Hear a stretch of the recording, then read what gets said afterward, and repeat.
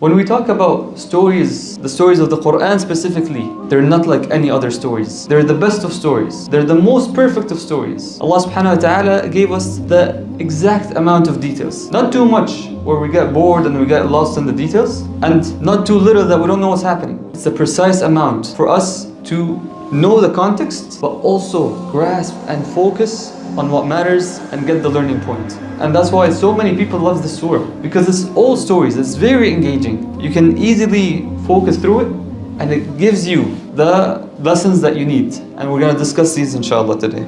Now, before we get into the stories, the whole surah is about testing. Allah subhanahu wa ta'ala says, لِيَبْلُوَكُمْ أَيُّكُمْ أَحْسَنُ عَمَلًا. Part of this life, this dunya, this creation, is for us to be tested, to see who's going to do well and who's not going to do well. Who's going to pass the tests and answer the correct answers, and who's going to fail in these tests. Why? Because there's a punishment and there's a reward in the hereafter. And this life is not where, we invest and we grow. No, it's all about how we face the tests in order to invest in our hereafter. And how is this correlated to, the first 10 verses? How is it correlated to Al-Masih al-Dajjal? How does memorizing these provide us protection from Al-Masih al-Dajjal? Again, the Dajjal will test us with these 4 main trials that we've mentioned. For example, he will show up to someone who's rich or who's poor, and then tempt him and lure him with wealth. And if the person's belief is not strong, he may fall. Same thing, if someone has a strong belief or someone is a believer, he's gonna show him,